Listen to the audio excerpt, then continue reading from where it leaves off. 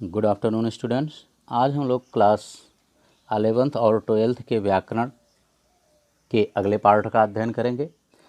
देखिए, हम इसमें देखते हैं सर्वप्रथम व्याकरण में जो जनसंचार एवं माध्यम हमारी बुक चलती है, उन बुकों से हमें जो महत्वपूर्ण प्रश्न लगे हैं उन प्रश्नों को हमने चुन करके उसका आंसर आपको देने दिया है।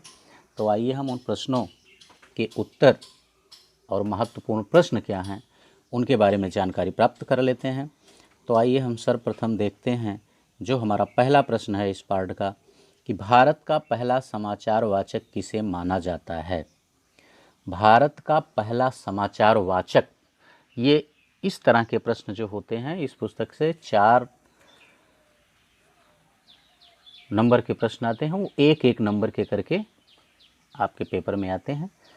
देखते हैं कि भारत का पहला समाचार वाचक किसे माना जाता है। पहला समाचार वाचक जो है वो देवर्षि नारद को माना जाता है, क्योंकि आपने धार्मिक ग्रंथों को पढ़ा होगा, धार्मिक सीरियल भी आप टीवी में देखे होंगे। तो उसमें जो है नारद जी एक जगह की सूचना दूसरे से, दूसरे की सूचना जाकर तीसरे से हमेशा बताते रहते थे। पृथ्वी लोक से लेकर के पाताल और आकाश, तीनों लोकों में जितने लोक हैं सब में वो भ्रमण करते रहते थे और सूचना एक स्थान से दूसरे स्थान पर सर्व करते रहते थे, बांटते रहते थे, पहुंचाते रहते थे। तो इसीलिए उनको सबसे पहला समाचार वाचक माना गया है। ठीक। दूसरा प्रश्न है हमारा, लाइव से क्या अभिप्राय है। आपने एक शब्द सुना होगा, लाइव प्रसारण हो रहा है, ठीक है ना। तो देखिए, किसी समाचार का घटना स्थल से दूरदर्शन पर जब सीधा प्रसारण किया जाता है तो वो लाइव कहलाता है। किसी भी समाचार का घटना स्थल से दूरदर्शन पर सीधा प्रसारण करना लाइव प्रसारण है। ओके। तीसरा प्रश्न, भारत में इंटरनेट का आरंभ कब हुआ था। ये आपके लिए जीके का भी प्रश्न है, महत्वपूर्ण। ये चीज़ें, ऐसे प्रश्नों को हमें याद रखना चाहिए। देखिए, भारत में इंटरनेट का आरंभ जो है वह सन 1993 ईस्वी में हुआ था। यानी भारत में इंटरनेट का आरंभ कब हुआ, 1993 ईस्वी में। ओके। चौथा प्रश्न, पत्रकारिता लेखन की सबसे जानी मानी शैली कौन सी है। पिछले वीडियो में मैंने आपको बताया था एक शैली जिसे हम उल्टा पिरामिड शैली कहते हैं, ठीक ना।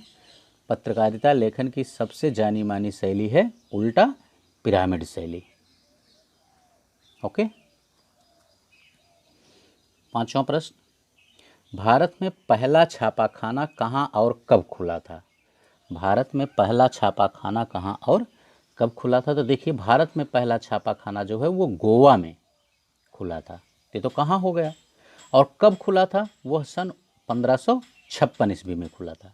छापाखाना का मतलब जहाँ जैसे पेपर आदि प्रिंट होते हैं ना, तो जहाँ जो प्रिंट माध्यम का कारखाना था उसको हम छापाखाना कहते हैं। तो वो गोवा में सन 1556 ईस्वी में पहली बार भारत में खुला था। ओके। अब आइए हम छठे प्रश्न से उसके आगे के प्रश्नों को देखते हैं। देखिए, छठा प्रश्न कह रहा है, एनी फ्रैंक की डायरी किन वर्षों के मध्य लिखी गई थी। एनी फ्रैंक की डायरी जो है, एक डायरी विधा थी, यह डायरी जो है वह 1942 से 1944 ईस्वी के मध्य लिखी गई। एनी फ्रैंक की डायरी जो है वह 1942 से 1944 ईस्वी के मध्य लिखी गई थी। सातवां प्रश्न, पत्रकार की वैसाखियाँ कौन कौन सी हैं। देखिए, वैसाखी शब्द इसमें आया है, और वैसाखी जो होती है वह लोगों को सहारा दे करके उनके मंजिल तक पहुंचा देती है, ठीक है। जैसे आप देखे होंगे, अक्सर हम वैसाखी शब्द का प्रयोग करते हैं कि अगर कोई व्यक्ति चोटिल हो जाता है, वो चल नहीं पाता है, तो वो किसी भी यंत्र की सहायता से, कुछ लोग देखिए जैसे डंडा वगैरह ले लेते हैं उससे चलते हैं, कुछ लोग एक वैसाखी बनी बनाई आती है उसको ले लेते हैं, ठीक ना, उससे चलते हैं। तो वैसाखी में हम डंडे का भी प्रयोग करते हैं, वो जिसके पास आर्थिक स्थिति अच्छी नहीं होती है या जो उस तरह से उतना ज़्यादा चोटिल नहीं होता है, तो लोग डंडे वगैरह का सहारा ले करके कुछ 2, 4, 6, 10 दिन, 15 दिन अपना व्यतीत कर लेते हैं। वो वैसाखी में अपना पैसा वेस्ट नहीं करते हैं। तो उसको हम वैसाखी कहते हैं। तो ये वैसाखी जो है वो हमारे चलने में मदद करती है और जहाँ तक हमारा गंतव्य होता है उस लक्ष्य तक हमें पहुँचा देती है। जैसे कोई चोटिल व्यक्ति है, वो मान लीजिए घर के बाहर बैठा हुआ है, बारिश होने लगी या ठंडी पड़ने लगी या आबरात होने लगी, वो घर के अंदर आना चाहता है, तो वो वैसाखी के सहारे से, चोटिल तो है लेकिन वैसाखी के सहारे से घर के अंदर पहुंच जाता है। तो उसका जो अपना एक उद्देश्य था, लक्ष्य था कि घर के अंदर पहुंच जाए, तो उस पहुंच गया, वैसाखी ने उसको सहारे से पहुंचा दिया। तो इसी तरह से पत्रकारों की भी वैसाखियाँ होती हैं। कुछ चरण ऐसे होते हैं जो चरण जो है पत्रकारों के लिए वैसाखी का काम करते हैं, अर्थात पत्रकारों को उनके लक्ष्य तक या उद्देश्य तक वे पहुंचाते हैं। तो आइए देखते हैं उसमें पहला है क्या। जैसे है संदेह करना। पत्रकार जो होता है उसकी पहली जो वैसाखी है वो है संदेह करना। यानी जैसे पत्रकार मान लीजिए कोई घटना घटी, वहाँ वह पहुँचता है और कोई घटना कैसे घटी, किस तरह घटी, वो जब तक स्पष्ट नहीं होता है तब तक वो संदेह करता रहता है कि शायद इस तरह से हुआ हो या इस कारण से ये घटना घटी हो। तो वो संदेह करना ही है, वो पहली वैसाखी है उसकी। और ये संदेह करना ही, यानी संदेह ही दूसरी वैसाखी है उसकी सच्चाई। संदेह ही उसे सच्चाई तक ले जाती है। नहीं, जैसे मान लीजिए कहीं किसी का मर्डर हुआ, तो किसी का मर्डर हुआ तो उसमें पता लगता है कि पत्रकार पहुंचा, लेकिन मर्डर का कारण अगर स्पष्ट नहीं है, जैसे इस समय आप देखते हैं तो एक सुशांत केस चल रहा है, सुशांत सिंह राजपूत का जो मर्डर केस चल रहा है, उसमें पहले तो आया कि आत्महत्या हुई, लेकिन लोगों ने आक्षेप लगाया, उनके माता पिता ने भी इस तरह की बातें कहीं, उसके पूर्व प्रेमिका थी उसने भी कहा, अन्य जो दोस्त थे उन्होंने भी कहा कि सुशांत ऐसा किरदार नहीं था, ऐसा व्यक्ति नहीं था कि वो आत्महत्या कर सके। ठीक है ना। तो वही कह रहा है कि तो पहले तो संदेह हुआ कि इसने आत्महत्या की अथवा इसका मर्डर हुआ। अब संदेह जब उत्पन्न हुआ तो उसमें देखिए तमाम लोगों से पूछताछ की जा रही है, सच्चाई की तरफ जाया जा रहा है। ठीक है ना। उसमें देखिए सुशांत की सुसाइड में जो कपड़ा मिला था उसका भी परीक्षण किया गया। तो पहले तो संदेह हुआ, अब संदेह से वो सच्चाई की तरफ जा रहे हैं, जो पत्रकार हैं वो सच्चाई की तरफ जा रहे हैं। पुलिस भी उस तरह चल रही है कि अब जो भी उससे 2-3 कारण मिले होंगे, 4 कारण, वह उनमें भी अब सच्चाई 2, 3, 4 पर आई। अब तक तो संदेह था कि कोई भी ऐसा कर सकता है या हो सकता है उसने आत्महत्या की, लेकिन अब वो सच्चाई थोड़ी और सीमित हुई, कुछ लोगों तक आई होगी। अब कुछ लोगों तक आई होगी तो अब जब सच्चाई सिमट करके 2, 3, 4 लोगों तक आ गई तो उसमें संतुलन स्थापित किया जाएगा, उनसे पूछताछ की जाएगी, उनकी बातों में जो वहाँ मौके पर वारदात के समय जो भी हमको सामान मिले होंगे, जो भी घटनाएं उसके आसपास उसके मरने से पहले घटित हुई होंगी, उनमें संतुलन बैठाया जाता है। लेकिन अगली वैसाखी है संतुलन, ये तीसरी वैसाखी हो गई। और संतुलन के बाद अगली वैसाखी होती है निष्पक्षता। लेकिन वो जो संतुलन बैठाया जाता है वो निष्पक्षता के साथ बैठाया जाता है। ठीक ना।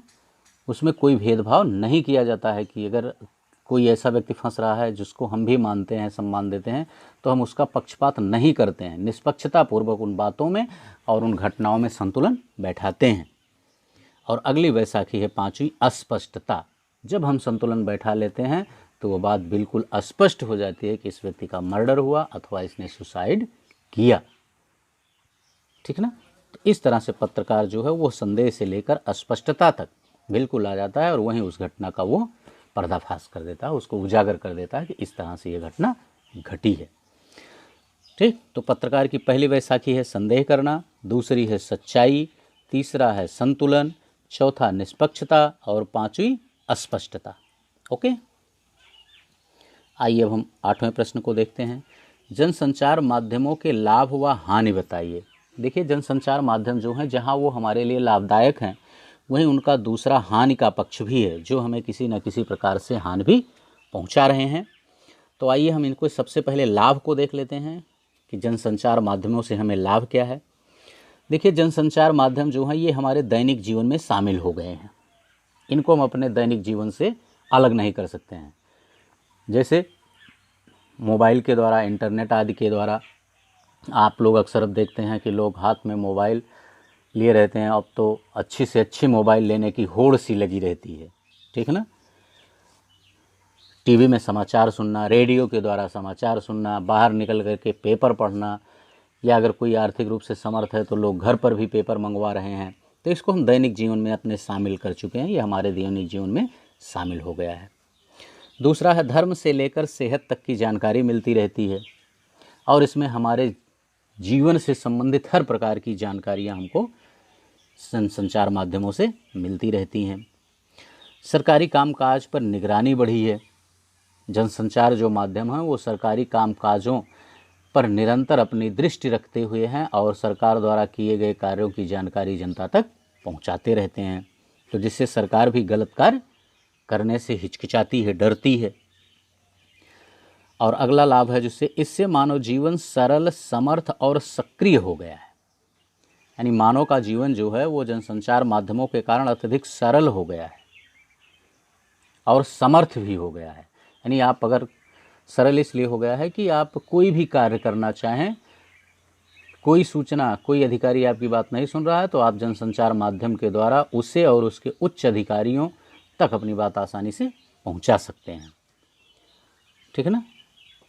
इस तरह से वो समर्थ भी, आपकी समर्थता भी स्पष्ट हो जाती है और मानव जो होता है वो सक्रिय भी हो जाता है, क्योंकि आप मान लीजिए आपके क्षेत्र में या कहीं कोई ऐसी घटना घटी है जिसकी सूचना आपको सीधा तो नहीं मिल पाई, लेकिन जब जनसंचार माध्यमों के द्वारा आपको उस बारे में सूचना मिलती है तो आप अपनी सक्रियता उसमें दिखाते हैं।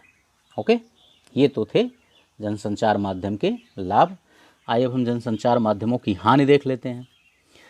देखिए, जनसंचार माध्यम से जो हानि है वो ये है कि इससे काल्पनिक जीवन को बढ़ावा मिला है। यानी जनसंचार जो है वो आप देखते होंगे कि कभी कभी वो किसी न किसी सेलिब्रिटी या जो हमारे पूंजीपति हैं उनके किसी न किसी जीवन, किसी व्यक्ति के जीवन को जब चित्रित करते हैं, उनकी जीवन दिनचर्या को, जीवन शैली को दिखाते हैं, तो जिससे जो आर्थिक रूप से उतना समृद्ध नहीं है वह बेचारा उनकी जीवन शैली को, उनकी दिनचर्या को पढ़ करके केवल कल्पनाओं में ही ऐसी कल्पना करता है, कल्पना में ही खो जाता है, और वो भी कि कल्पना करता है कि मैं भी इस तरह का जीवन कभी जीऊँगा। तो इससे जो है काल्पनिक जीवन को बढ़ावा मिला है। समाज में अश्लीलता व असामाजिकता बढ़ी है। अगली हानि है कि जनसंचार माध्यमों के कारण समाज जो है वह अश्लील और असामाजिक हो गया है, क्योंकि तमाम तत्व जनसंचार माध्यमों के द्वारा ऐसे भी दिखाए जाते हैं जिनके कारण अश्लीलता व असामाजिकता बढ़ रही है। अगली हानि है कि गलत मुद्दों को भी ज़बरदस्त प्रचार के जरिए सही ठहराया जाता है। कभी कभी किसी गलत मुद्दे को भी जनसंचार माध्यम जो होते हैं इतना प्रचार प्रसार उसका कर देते हैं कि उसे गलत होते हुए भी लोग सही मानने लगते हैं कि भाई अगर सही ना होता तो इतना प्रचार प्रसार इसका क्यों किया जाता खुलेआम। ठीक ना, क्योंकि लोगों की ये मानसिकता होती है कि जो गलत चीज़ें हैं उन्हें छुपा लिया जाता है, दबा लिया जाता है, तो अगर इसका इतना प्रचार प्रसार किया जा रहा है तो निश्चित है कि गलत नहीं बल्कि सही होगा। अगली हानि है कि जनसंचार माध्यमों से जो है वो पलायनवादिता बढ़ी है। ठीक है ना, पलायनवादिता बढ़ी है। जैसे आप देखते होंगे कि कभी कभी जो होते हैं जनसंचार माध्यम जो होते हैं हमारे, वो किसी क्षेत्र विशेष को या किसी क्षेत्र विशेष को इतना बढ़ा चढ़ा करके दिखाते हैं कि लोगों की इच्छा होती है कि चलो हम भी वहाँ रहें, वहाँ रह करके देखें। तो इस तरह से लोग जो हैं कि जहाँ वो सुविधाएं नहीं हैं उस स्थान को छोड़ करके वो सुविधाओं से युक्त, जनसंचार माध्यमों द्वारा बताए गए सुविधाओं से युक्त स्थानों पर पहुँचने का प्रयास करते हैं। इससे जो है उनकी पलायनवादिता की प्रवृत्ति बढ़ जाती है। ओके, आइए अब हम 9वां प्रश्न देखते हैं। टीवी खबरों के विभिन्न चरण बताइए। देखिए, टीवी खबरों के जो विभिन्न चरण हैं वो उसमें पहला है ब्रेकिंग न्यूज़, दूसरा है ड्राई एंकर, तीसरा है फ़ोन इन, चौथा है एंकर विजुअल, पांचवा एंकर बाइट, और छठा है लाइव, तथा सातवां है एंकर पैकेज। ये टीवी खबरों के चरण हैं। ओके, 10वां खोजपरक पत्रकारिता क्या है।